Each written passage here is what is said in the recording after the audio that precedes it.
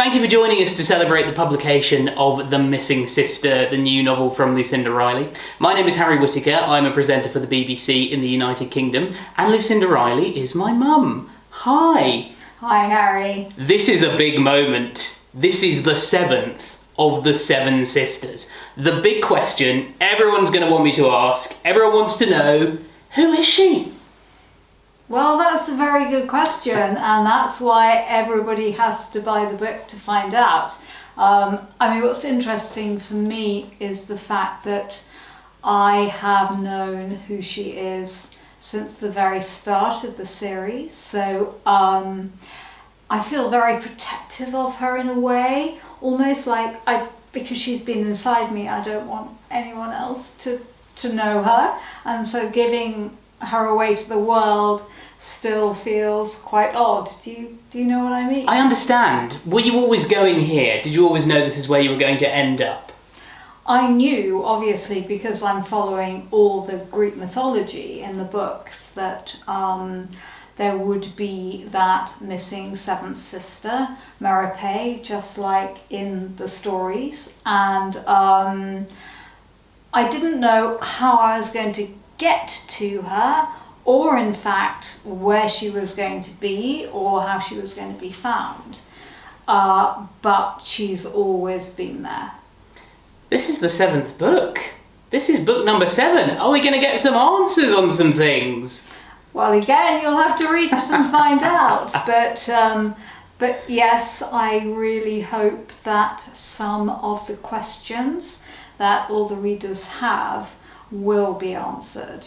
Yeah. Now, I hope that I'm not revealing too much here by saying... Be careful, Harry! That the book is set at various times in New Zealand, it's set in Canada, and of course set in Ireland as well.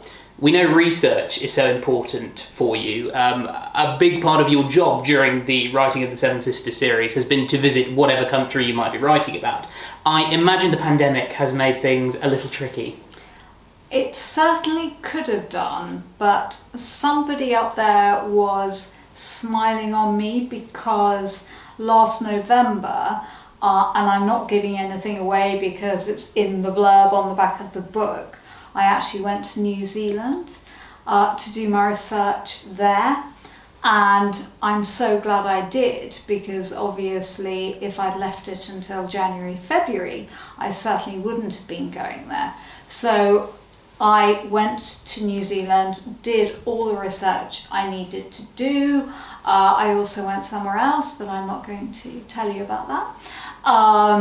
And so sadly, the country I missed out on visiting, which I was really sad about, was Canada, because what actually happens, and I'm trying not to give too much away, is that all the sisters join together in the hunt for this missing sister, because they're all desperate, well, obviously to find her and find out who she is, so that she can join them and go on the cruise to lay the wreath a year on from Parsalt's death.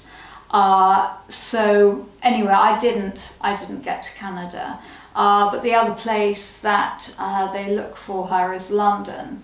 And obviously I have lived half my life in Ireland and the other half in London, so I knew what I was talking about there. And there's a certain hotel that I know very well, which is my favourite hotel in the world, which sort of plays a starring role as well.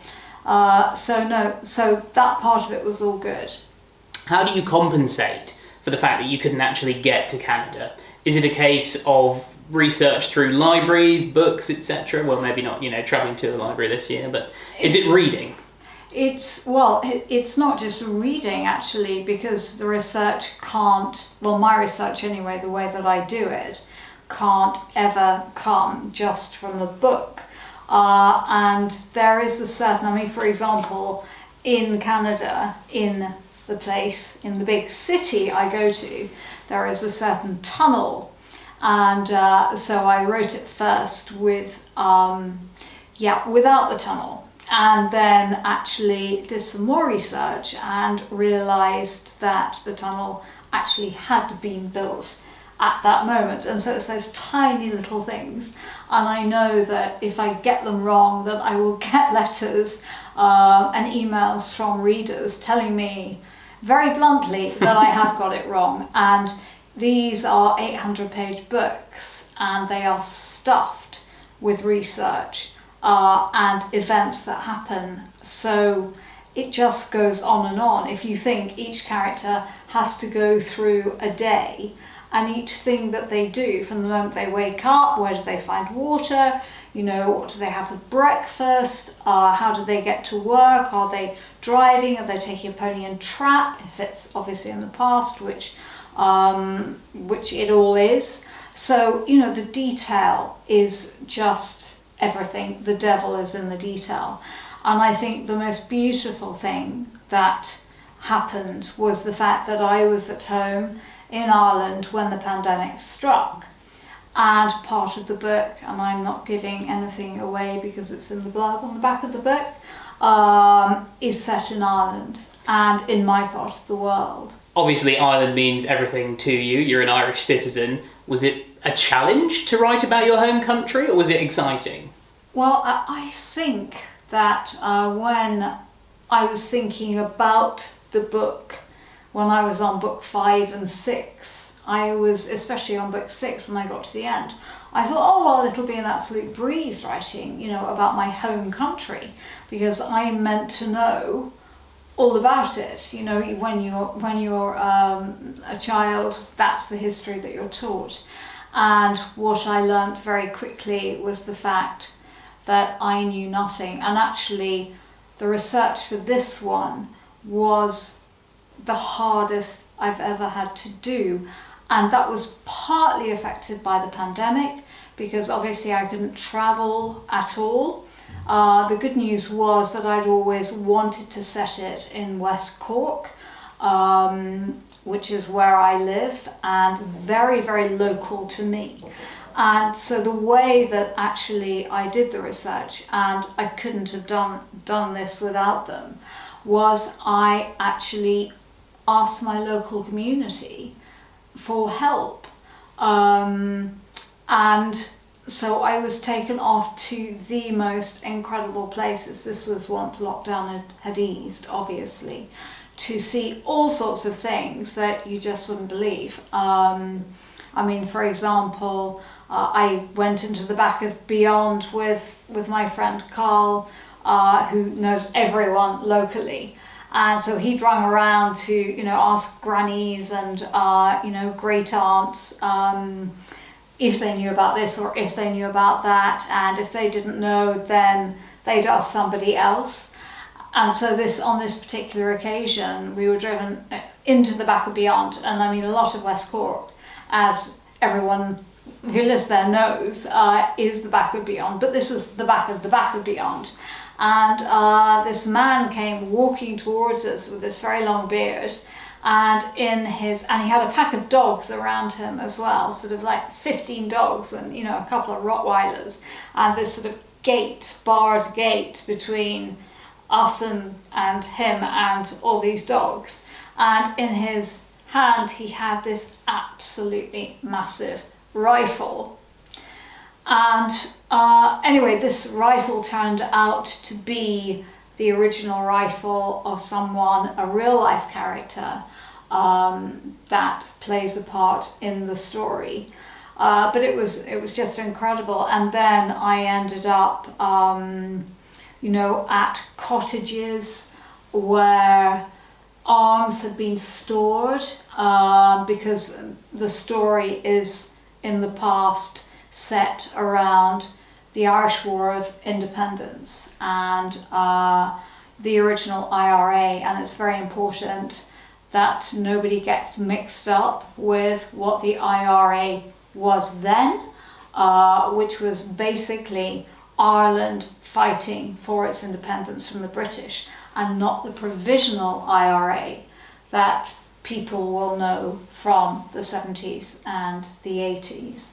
And yeah, I mean, I just went on this voyage of adventure to farmhouses in the middle of nowhere, where somebody would show me where where the weapons have been stored, and dumps in the ground that have been dug out in the middle of nowhere, in a forest where they could put the arms. And what is so incredible actually about the whole thing was that everyone who fought for freedom from the British at that moment, they were just young farmhands. They had no training whatsoever. Most of them were between 16 and 25.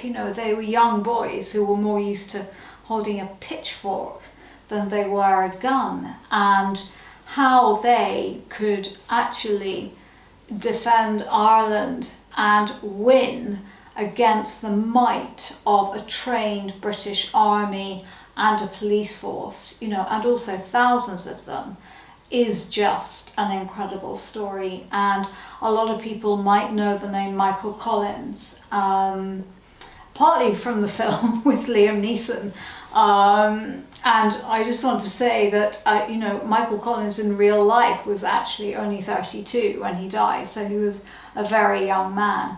And yes, he was the sort of figurehead, if you like, that led them to victory. But those days in Ireland, the difference between being up in Dublin and down in West Cork, was huge. And really it was these brave boys all around Ireland who won this war and managed to get the eventual peace treaty. And it's actually 100 years on from that peace treaty being signed in December 2021. So did you learn a lot about the Irish War of Independence that perhaps you were unaware of before? Where do you want me to start? I feel like a sort of walking encyclopedia. And I also have to say I got a lot of help from a couple of professors as well, and journalists who helped me. And I also discovered this incredible women's voluntary organisation called the Cumann na mBan. And when you read it in the book, you'll see it, and it's spelled Cumann na mBan. It's pronounced Cumann na mBan. That's just to help you, because it's like one of those words you go, oh my god, how do you pronounce it? And their role in the fight as well for freedom. And I think that was what actually gave me the key to the story, because a lot of the literature that's written, a lot of the photos, are all the men, in the battles. And the women who were actually running the farms, out in the rural areas, were the ones who were also at the same time, wearing big cloaks with big hoods, with rifles stuck in the pockets of the cloaks, and taking them from wherever they were hidden to where they needed to be if an attack was going to be launched. And they were just so brave, and at the same time they were running their farmhouses, doing the cooking, feeding the pigs, the cows. And I think in a way this book is very much a tribute to them, and everyone is an unsung heroine. So you mentioned writing about the unsung female heroes. It's a bit of a theme with the Seven Sisters, isn't it? A, you've brought together a community of women that absolutely love your stories, and B, they all feature very strong female characters. That's important to you, isn't it? Yes, it is. Women are, when you say strong, I think that word, indicates strength, and strength comes from different parts of a woman. The definition of feminism is equality. And I always like to think that we are neither below or above men, but equal to them. And what I wanted to do, I think, in the stories, or in fact what I did intuitively and instinctively, was to look at the women I was writing about and their different strengths. And for example, Star, in her story, she is not particularly career oriented. She, at the beginning of the story, she doesn't really know where she is and what she wants to do. And she also feels, you know, a little bit under pressure from her other sisters, especially Ali, who is her next sister up, who is this sort of, you know, amazing human being who has won boat races and, you know, can play the flute brilliantly.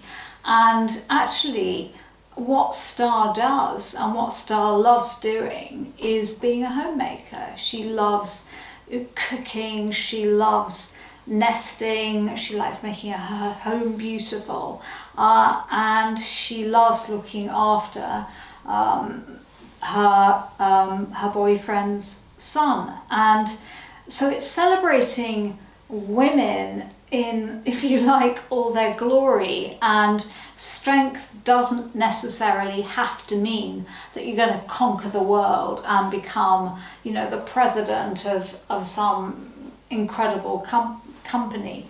And yes, I think actually the rise of feminism and the fact that we are able now to have so much more freedom has actually empowered women to be who they want to be. And I think that's the really, really important thing.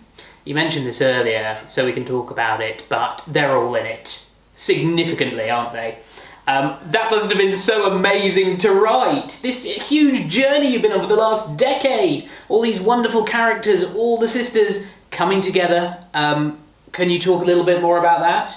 Yes, well, as I said earlier, the race is on to find the missing sister. And so all the sisters do join together to try to find her. And yes, it was absolutely fantastic for me to write because everyone is in there at some point. You know, they sort of form a human chain to try and do their bit, to try and track down Merope. And it's interesting as well because the last time that they were all together, if you like, even if it's only virtually, was at the beginning in the first book of the Seven Sisters, where they all have come back and they haven't seen each other for a while, and how much each of them has actually changed in the time since I wrote that first book, and they've all been on their own journeys, and how the dynamics of their relationships between each other have changed as well. And yes, it was just absolutely fantastic because it's like visiting old friends. And did you find that you slipped into writing them quite easily? Yes. Oh, completely. I think they're sort of, I know this sounds really weird and sad, but for the last 8 years, those seven sisters have actually been my imaginary friends because I've lived with them in my mind for so long that they almost have become real. Yeah, and if it sounds crazy, it sounds crazy. Harry, yeah, you've got a crazy mother, help. But you know, I know them so well, and it's as if they are real people. And without revealing too much, it's not just the six sisters that return, is it? We've got a plethora of characters from across the last 6 novels too. We do, yes. we have some guest appearances, people who have been around in the sisters' stories, who are still there and try to help in this search. I want to talk about Parsolt. Everyone wants to talk about Parsolt. Oh, I mean, what's going on? Some people think he's alive. Some people are convinced he's dead. We know that he's featured in all of the novels so far. People have been trying to work out where he's cameoed. Are we going to get some answers on Parsault? I'm giving you a deadpan face, aren't I? It's very, very difficult because I literally can't say anything. Can't say anything. So I don't want to say anything because obviously I don't want to spoil what is, well, I mean, you've read it. Yes. I can reveal officially at this stage, this novel ends on the biggest cliffhanger ever. Yeah, it's quite an explosive ending, and I don't mean that literally. But or does she? Yeah, but yeah, it is certainly, and I think actually it's been interesting because obviously nobody has read this book because it's been kept under wraps. Not even proof copies have gone out to keep the secret. And so the only people that have really read it are obviously you and other members of my family and all my publishers around the world. And all I've had is these emails going, you know, sort of, you know, oh, full stop, my, full stop, God, full stop. And I think I just need to actually now make a plea to camera to say that if you do read this book and you get to the end, I beg you, for other readers' enjoyment, please keep the secret. It really is such a treat, this novel, for readers that have loved its six predecessors and become totally engrossed in the world of the Seven Sisters. I love all the sisters teaming up. There are secrets that are going to be revealed. You'll get some answers to some of those burning questions. More questions will be asked. You've got this huge cliffhanger. I'm so excited for this to come out. I really am. Was it an emotional experience writing book 7 of the Seven Sisters? I mean, I think they are all incredibly emotional. In some ways, this was more emotional, and I think that's because this is part of my personal history, even though, you know, it's 100 years ago. So, but each book, I mean, I'm just really, really sad because, you know, I dictate the stories. I never ever type because I can't. I mean, literally, I cannot type. I'm dyslexic on a typewriter. So I actually talk the stories and I go through all the emotions that the sisters go through. And so if something really terrible is happening, I am sitting there dictating with tears falling down my cheeks because I'm just so emotionally involved, and also because I never plot before what is going to happen. Some of the things that do happen are a surprise to me too, and a shock, and also sometimes I can get really, really angry if one of the sisters or a particular character that I'm fond of does something stupid. And I'm just like, why are you doing this? But somehow it all works itself out by some weird alchemy. So we've talked about people getting absolutely lost in the Seven Sisters universe, and I hear that there are rumours of the Seven Sisters not just existing on the page. What can you tell us about that? Well, again, a bit like the missing sister. Yeah, I mean, there is a TV series, a major TV series in the pipeline, but as everybody knows, these things take a long time, and I don't want to jinx anything, but yeah, let's cross fingers. I don't think that the Seven Sisters has finished its run quite yet.